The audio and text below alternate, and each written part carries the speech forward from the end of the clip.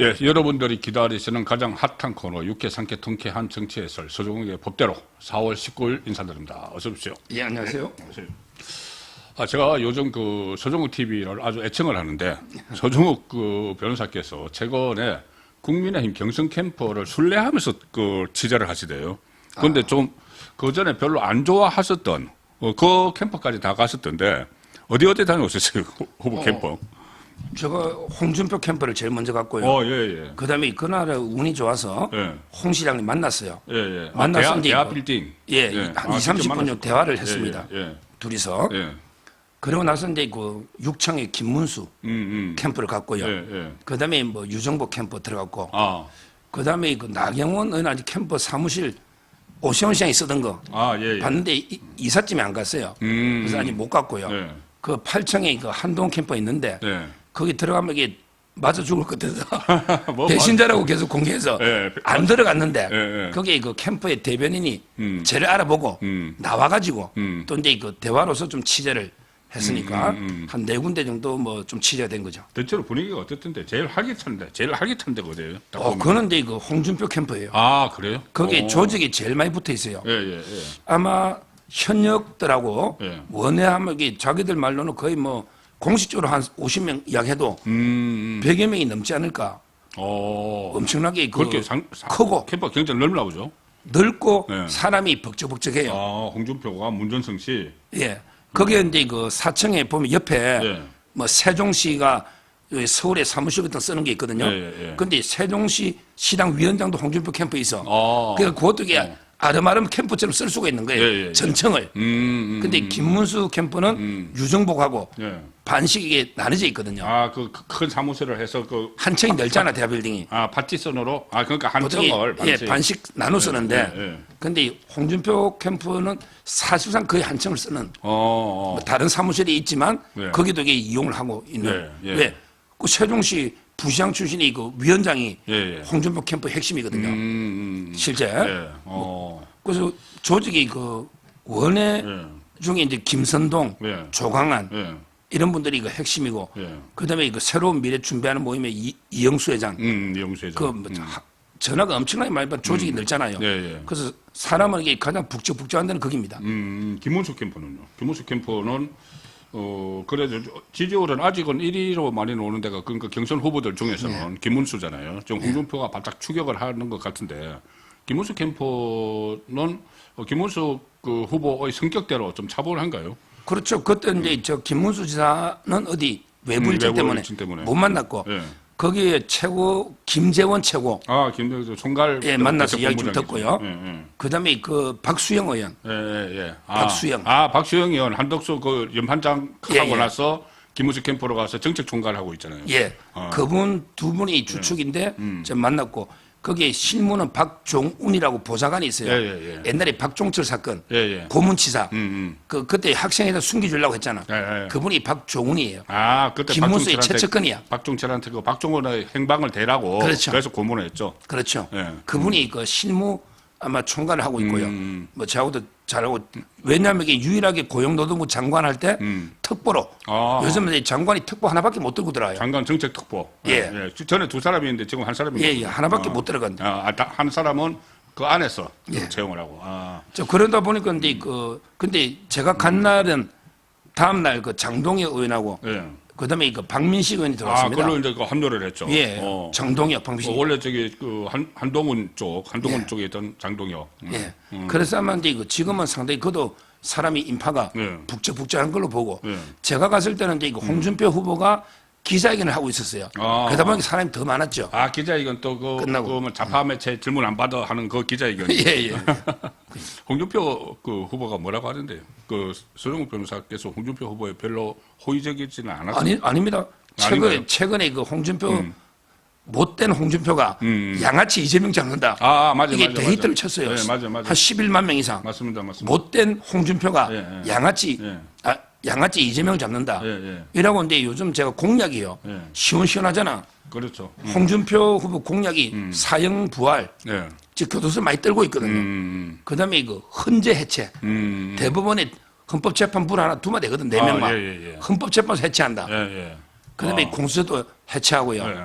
그다음에 그 수능도 전부 다 이게 공정을 위해서 예. 정시로 하고 공약들이 시원시원하잖아요. 추진력도 있고. 예, 예. 그래서 요즘 이제 저는 홍준표 후보를 비판하지는 않습니다. 예, 예, 예. 그분도 이게 탄핵 반대고요.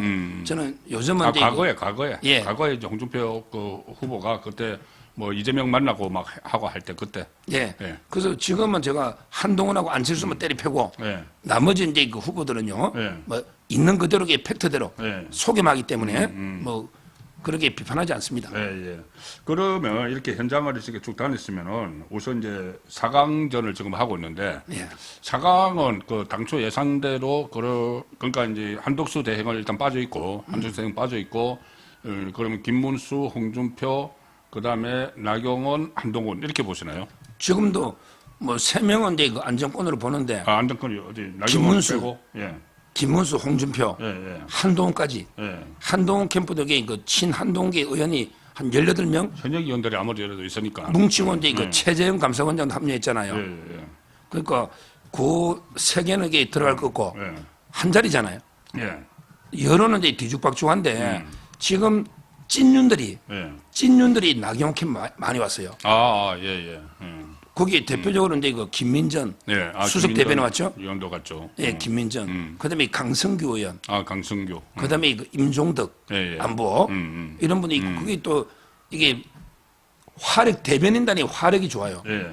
대변인단 중에 그 화력이 좀 센 김민수 대변인, 그다음에 그 백지원이라고 예, 예. 아, 유튜브에 출연을 했죠. 예. 뭐 이런 대변인, 그다음에 그 김정식이라고 있잖아요. 우리 전대에 보면 김정식 예, 예, 예. 이런 데 그 문종형 젊은 대변인들이 네. 대거 그 캠프에 가 있어요. 나경원 캠프에. 예. 단기간에는 이제 그 공중전을 하려면 화력이 좋아야 되잖아요. 그렇죠. 예, 예. 그래서 나경원 의원이 그 찐윤도 있고 대변인단이 강하기 때문에 상당히 다 컸습니다. 저는 조심스럽지만 이제 그 나경원이 올라갈 거고 예. 또 개인적으로는 이게 안철수는 당연히 떨어뜨려야 된다. 예. 배신자이기 때문에 나경원이 돼야 된다. 이건 개인 의견 플러스 예. 객관적으로도 이게 그 지금은 가능성이 높아졌다 봐요. 예. 근데 어쨌든 그 1차는 100%그 경선이잖아요. 아니, 그 여론조사잖아요. 예. 여론조사면은, 근데 여론조사에 역선택 방지 조항이 있기 때문에, 그러니까 국민의힘과 무당성만을 대상으로 조사를 하니까 아마 그 상황에서는 안철수 후보보다는 나경원 후보가 좀 더 가능성이 있을 것 같기도 해요. 그렇습니다. 예, 그 역선택 방지 조항이 있기 때문에 그게 무서워서 유승민 또 달아나 버렸잖아요. 그러니까는 그러면 이 한동훈 후보도 그다지 큰 득표를 할까 싶기도 한데 어쨌든 한동훈 후보도 이렇게 여론조사상으로는 지금 좀 4강 안에는 드는 걸로 나오니까 이렇게 4강이 예상되는데 자 그러면 이제 4강이 서로 이제 토론하잖아요. 예. 토론해서 맞수 토론도 하고 막 해가지고 2강을 뽑는데 자 2강은 여기서는 2강부터는 50대 50입니다. 야, 맞습니다. 예, 여론조사 50%, 그 책임당원 50%, 50대 50인데 여기서는 누가 뽑힐까요? 야, 이게 진짜 어려운데요. 예. 완전히 춘추전국 시대 지지율이 막 비슷한 게 막 노자나 엎치락 뒤치락. 요게 그 4강이 누가 오느냐에 따라 좀 다른데 예를 들어 4강에 그 나경원이 안 오고 예. 안철수가 온다. 어떤 대결 구도인지 따라서. 예. 4강에 안철수가 오잖아. 예. 그러면 이제 그 탄핵 찬반이 가는 이슈잖아요. 예. 4강에 안철수가 오면 안철수하고 한동훈이가 표를 나눠 먹는다고. 그렇잖아요. 그렇죠. 그러면 이제 그 오히려 저는 김문수, 홍준표가 올라갈 가능성이 많다 봐요. 김문수, 홍준표가. 예, 김문수와 홍준표.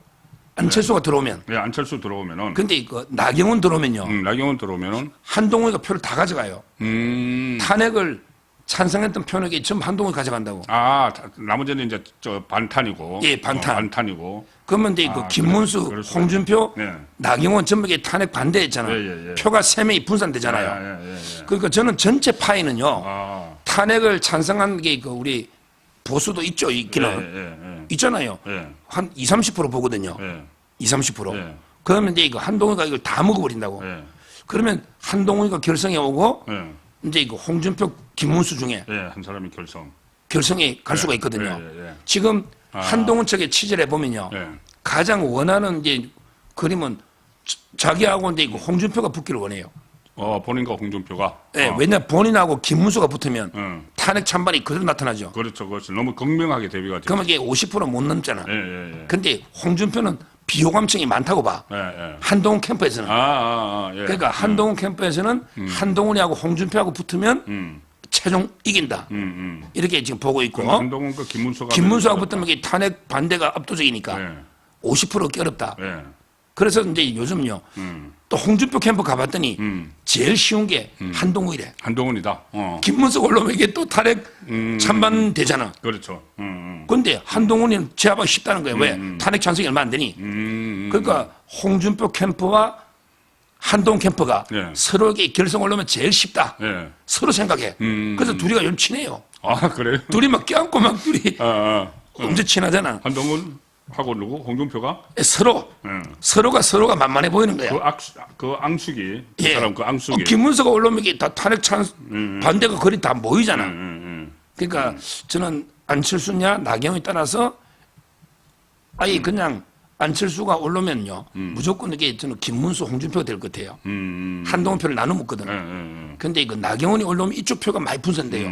나경원도 만만치 않잖아. 그렇죠. 그러면 이게 우리 한동훈이가 결선 올라오고 이쪽에 뭐 김문수 홍준표 중에 하나 올라가지 않을까 이렇게 2강을 예상합니다. 2강까지는 그렇고 4강 구도에 따라서. 그러니까 4강 구도에 따라서 지금 2강에 이제 영향을 미쳐서 그렇죠. 김문수 홍준표냐 아니면 김문수 한동훈이냐 홍준표 한동훈이냐 뭐 이런 식으로 이제 구도가 세 명 중에 이제 조합이 있죠. 조합이 있죠. 하여튼 안철수가 올라오면 무조건 이게 김문수 홍준표예요. 예. 근데 그게 나경원 올라오면 표가 많이 분산될 거예요.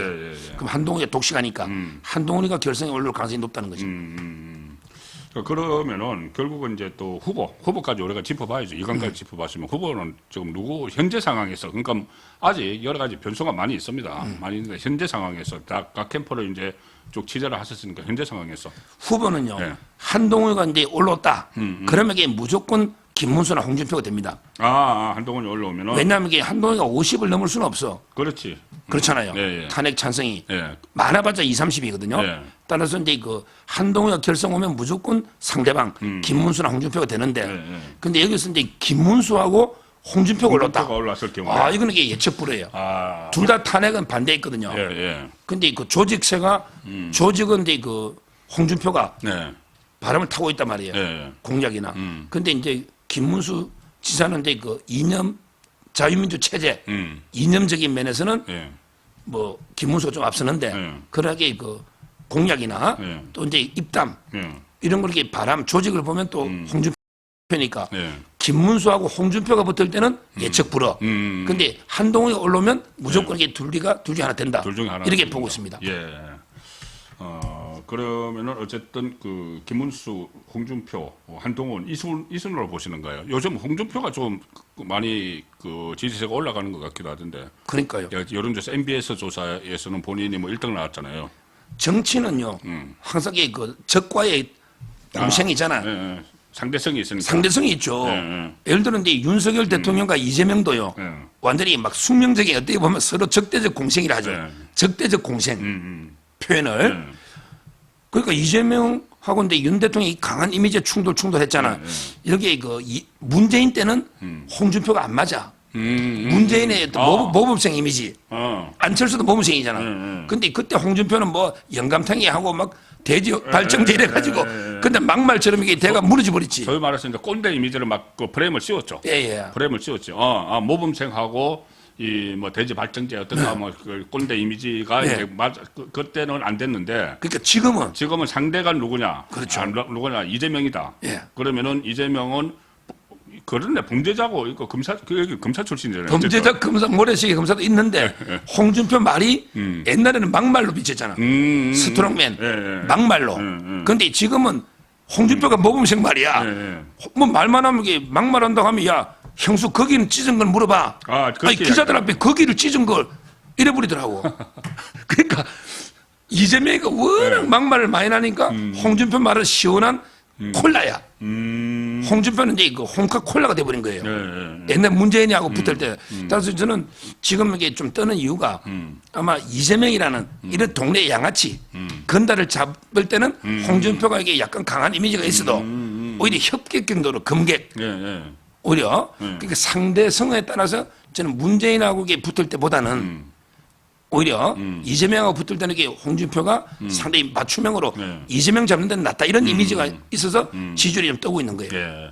저희들이 어떤 뭐 홍준표에 대해서 지지를 이렇게 말씀드리는 게 아니라 팩트만. 예, 팩트를 말씀드리고 지금은 무조건 이 전부 다 같이 동반해서 올라가야 됩니다. 동반해서 쫙 같이 올라가야 되는 것이고 그리고 이 무조건 이재명의 집권을 막아야 되기 때문에 될 사람, 그러니까 이재명을 이길 사람을 이제 저희들이 계속 이야기를 하는 거죠. 그리고 물론 정체성을 이제 기반으로 해서 우리 우파의 가치를 지키는 정체성을 기반으로 해서 이재명을 이길 수 있는 사람들을 지금 찾는 과정인데 홍준표 같은 경우에 이제 이런 장점이 있다. 이 건달과 양아치와 건달을 이제 잡는 이 그러니까 羹 잡는 게 매다 이런 이야기 있잖아요. 이제 그런데 그렇다고 홍준표가 딱 된다는 것보다는 그런 이제 장점이 있어 계속 이제 홍준표가 이재명을 공격을 해놓고 나중에 누가 후보가 되든 홍준표가 되든 아니면은 뭐 김문수가 되든 그것을 그 자산을 가지고 갈 수가 있다는 거죠. 그렇죠. 그 자산을 이제 다시 온전히 한쪽으로 이제 모여서 우파 쪽으로 모일 수가 있기 때문에 홍준표의 최근 움직임을 말씀을 드리는 거고. 자, 그러면은 어쨌든 그 후보는 조금 전에 말씀드린 그런 구도대로 될 가능성이 높은데 또 하나 그 후보 입장에서 관문이 또 하나 있잖아요. 물론 본인들은 굉장히 불합리하다고 생각을 할 거예요. 한덕수 대행이 아직도 저 위에 딱 기다리고 있다고 하면은 불합리하다고 생각을 하겠지만 어쨌든 에너지를 총 하나로 모아야 되기 때문에 그까지도 그런 분리까지도 감수를 해야 되는 상황이라고 저는 계속 말씀을 드리고 있거든요. 그러면 한덕수는 할까요, 안 할까요, 대선에? 지금 뭐 들으신 정보? 제가 알기로는 이제 결심을 했다고 합니다. 아, 결심했나요? 근데요. 자꾸 미리 밝히라고 막 좌파 언론들이 요구하는데 미리 밝히면 안 되죠. 저는 한덕수 대행 보고 끝까지 NCND 긍정도 부정도 하지 말고 예. 그냥 초연한 것처럼 하면서 예. 트럼프나 관세 협상하고 이렇게 그 국가 대행으로서 권한 대행 예. 맡은 바 임무만 충실하고 하다가 예. 나중에 결정될 때 뭐 4월 말쯤이잖아요. 예. 국힘 경선 보고 그렇죠. 그때 이게 넣어도 되거든요. 5월 4일까지 놓으면 되죠. 예. 5월 4일까지. 미리 밝혔다가 뭐 도움이 돼요. 그렇죠. 미리 밝히면 이게 계속 가짜뉴스 혹시 무민하는 이게 공격만 받거든요. 예. 반기문이가 왜 옛날에 실패했냐면 반기문. 그렇죠. 너무 빨리 나왔어요. 너무 빨리 나와가지고 그 부모님 묘소에 가서 태주잔 뭐 이런 것까지 하나 다 꼬투리를 잡혔잖아요. 그러게 반기문이가 결정대에 들어뵌 게 돈 문제라더라고. 아, 그때. 돈이 막 무한대로 나가는 거야. 예. 그 이야기 많이 했었죠. 근데 이번에 한덕수 당이 빨리 말라 놓아. 5월 달에 놓으면 당에서 선거 치러준다고. 그렇죠. 당이 공영제잖아요. 아, 그렇죠. 후보 돈 들 일이 없어. 그러니까 저는 공격도 최소한으로 이게 네거티브도 방어하고 예. 따라서 저는 결심을 했다고 들었고 예.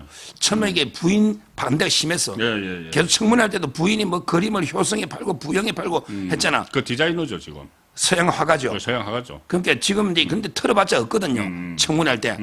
따라서 이제 청문회 때 다 한 번씩 다 걸렸던 문제들이에요. 예. 그럼 왜 출마하느냐? 뭐 출마 안 하고 나면 본인이 뭐 편안하게 여성을 보낼 수 있냐? 아니야. 무슨 말이냐면 이게 그 이재명 정권 되면요. 아, 예. 내란 청산 특검 옵니다. 맞습니다. 그 특검의 1순위가 윤석열 김건희에 서고 그다음이 한덕수 최상목이라고. 그러니까 자기는 이게 몸 바쳐서 이재명이 안 막으면 편안하게 여성을 못 보내. 어차피 그렇죠. 이래도 탄압될 거라고. 그래서 이제 이럴 바에는 강히 싸우자. 권력 의지가 있더라고요. 저는 출마 쪽으로 마음은 굳혔는데 현재 그 미리 발표할 필요는 없고 오히려 이제 그 때를 기다리는 거죠. 이 전략은 이거 보니까 한덕수가 정치 구단이더라고. 그렇죠. 잘하고 있는 거죠. 아, 그럼 한덕수 입장에서는 지금 그 사적생이네. 그럼요. 사적생입니다. 안 넣어도 이게 어차피 이재명한테 죽어. 특검으로. 그러니까 이재명이 그때 문재인이 이 적폐몰이를 할 때는 그거였어요. 뭐 촛불민세 막 이래서 했는데 지금 이재명은 내란 정식이거든요. 내란 정식 가지고 지금 선거도 치를 거고 내란 정식으로 윤석열 전 대통령 끌어내렸고 선거도 치를 거고 나중에 자기가 만에 하나 집권을 하면은 내란 정식을 해서 완전히 싸그리 다 이 정치 보복을 할 거거든요. 그렇죠. 그런데 그 1호가 그러면 한덕수 대행이 될 수가 있는 그렇습니다. 거죠. 그럴 바에는 이게 사적 생각으로 싸워야 되고 중요한 게 이제 잘못된 프레임 중에 하나가 한덕수를 자꾸 거론하면 이게 국민의힘이 흥행이 안 된다 했잖아. 근데 그게 아니더라고요. 오히려 한덕수 대행이 놓음으로써 국민의힘 흥행도 덩달아. 왜 흥행이 되느냐 하면 이제 희망이 보이잖아. 희망이 보이죠. 희망. 그게 진짜. 야, 국민의힘의 후보가 뜨고 한덕수하고 이게 단일을 아름답게 하고 이러면 이게 이재명을 잡을 수 있다는 무당청에서 그게 진짜 중요한 얘기. 무당청에서 이제 그 한덕수하고 이재명의 지지율이 거의 똑같아. 그렇죠. 30% 32% 예, 예. 무당청에서. 그러니까 근데 이거 오히려 이재명 잡을 수 있다는 희망이 생기니까 경선도 뜨거워져요. 또 이게 누가 될까? 그럼 한덕수가 어떻게 될까? 그렇죠. 계속 이게 관심이 되잖아. 그렇지. 드라마가 계속 이어지는 거예요. 예, 예. 아, 그렇지. 예. 시즌 2가 또 있으니까는. 그러니까요.